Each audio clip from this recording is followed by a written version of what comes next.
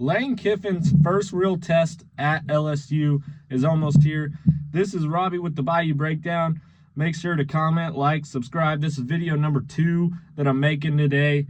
Gonna drop it here soon. It'll be for tomorrow, but for you guys it'll be July 6th. Excited for this. Lane Kiffin's first real test, I don't think is going to be Clemson on week 1 or week 0, whatever they call it. I don't think it's going to be Ole Miss. I don't think it's going to be Alabama. I don't think it's going to be Tennessee. His first real test at LSU is going to be media days. When Lane Kiffin got hired at LSU, everyone talked about the recruiting of Lane Kiffin, the transfer portal and splashy additions. But now we're entering July. SEC media days are right around the corner. I believe they're July 23rd, I believe. And the conversation is changing. The honeymoon phase is over for Lane Kiffin. Now it's about proving that LSU can actually contend in the SEC and for a national title.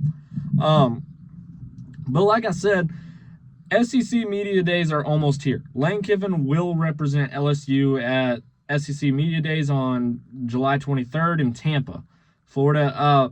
This will be his biggest national media appearance, since taking the job at LSU.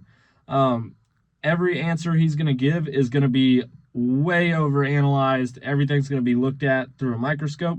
I want to know, does he embrace the national title expectations that he set, or does he try to lower them? What does he try to do there? But what I do know is that at LSU, expectations continue to rise.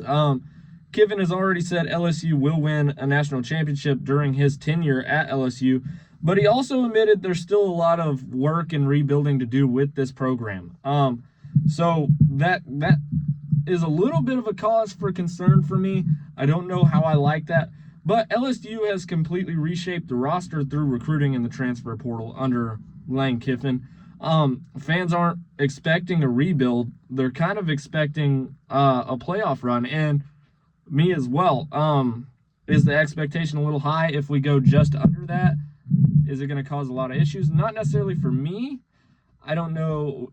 For the rest of, the LSU fan base, it could cause some issues only because, the expectations are high. We want to win. We want to be contending every year as LSU fans. The LSU program should be top tier every year. But I think the offensive line could, decide everything. It's one of LSU's biggest offseason additions, and they're expected to kind of stabilize the left tackle position. Protecting Sam Leavitt could be the difference between a good offense and great offense, or the SEC's best, or, college football's best. We'll have to see, but a lot of that's also going to come from Sam Leavitt. Can he put it out on the field? Can he prove what the hype is? What can he do to show us what he's got? If Sam Leavitt plays like people expect, LSU's offense immediately becomes way more dangerous. If he just plays like an average quarterback, we're going to get an average season probably out of the offense. Now, can the defense turn things around? This team isn't just focused on the offense, but the offense is the big portion. Selecting and knowing that Lane Kiffin is going to be controlling that kind of side of the ball. So it's a big thing to look at. But what we have noticed is that the recruiting has not stopped at LSU. LSU continues pushing hard on future classes for sure. Bringing in Coach O was a great thing. We always talk about him. But the Tigers are already offering elite underclassmen and staying aggressive on the recruiting trail to bring in future classes to make sure that we continue to have success at LSU. Recent recruiting buzz include, a lot of future prospects that, could come in. Juju McDonald's was one of them. The staff is showing they're not slowing down. They don't plan on slowing down. And that's a good thing. That is a reason for hope and a reason for optimism under the LSU side. Being as, the whole national title thing where it's like kind of concerning how much it's switching with Lane Kiffin. What we can say is if one thing stayed consistent, it has been recruiting. LSU has not stopped recruiting.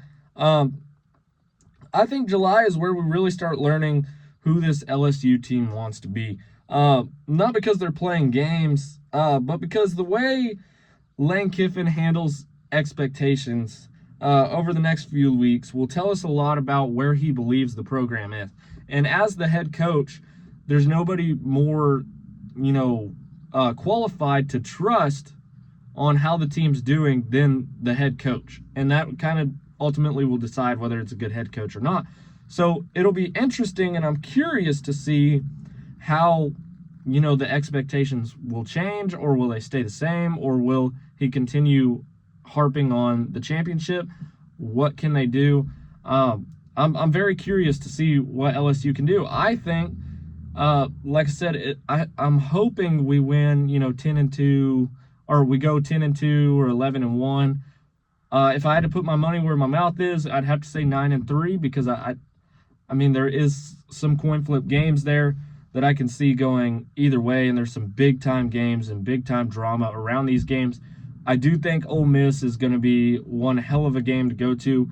This is a family channel, my bad. But it's going to be a heck of a game to go to.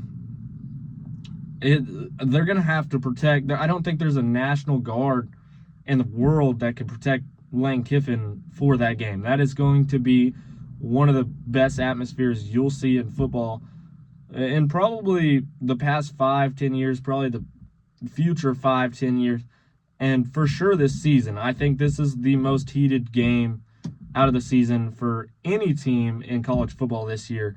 I'm excited to see how that game goes out. It's going to be a good time, but there's a lot of drama with that. And with drama, it could get in your head. It'd be kind of, cool to see how Lane Kiffin can handle that. But I think the first thing to see him handle is going to be these media days, these hard questions, these overanalyzed answers. If he can handle those well, then we know he's got a clear headspace, and that is exactly what you want coming into the season for the LSU Tigers. As for, the defense, we have buffed up our defense. It's surely to be better than the past few years. I'm not saying last year. Last year was kind of a little bit of a step up from the year prior. But the year prior, under a full season of Brian Kelly, was pretty rough to watch. The defense just didn't look the same. But we have buffed up some defense. We've brought in a ton of pieces on the offense. I trust the defense coordinator that's coming back. I'll be interested to see how Lane Kiffin can run this offense. I hope that he doesn't try to get too cute with all the pieces that he's adding. It certainly could happen. Do I believe it'll happen? No. I believe he's got a clear head. Again, we'll know more by the end of July how he can, kind of respond to all these questions. But I'm curious to see. I think LSU could go 10-2, 11-1. Could make a promising run in the playoff. Let me know what you guys think. Do you think LSU is truly ready for the SEC this year, or is year one still kind of early for laying down the foundation? But yeah, again, let me know in the comments. Please like, subscribe. Share these videos too with your friends, your LSU community, your Saints community. We're trying to get to 50 subscribers. We're trying to drop merch on the 30-day. We'll have to see how all that can play out, but I'm extremely thankful for you guys watching these videos. You blew up a couple. I want to see if we can blow up some more, rise in the views, rise in the watch time hours, and see if we can rise in subscribers. It's great to be growing with you guys. I've already met a few of you guys that are absolutely awesome individuals, and there's nothing I like more than people that don't agree with what I say, because it's always great to hear different opinions in the comments. Like I said, I try to get to each and every one of them as soon as I see them. But anyway, this has been the Bayou Breakdown. This is Robbie. Till next time, peace out.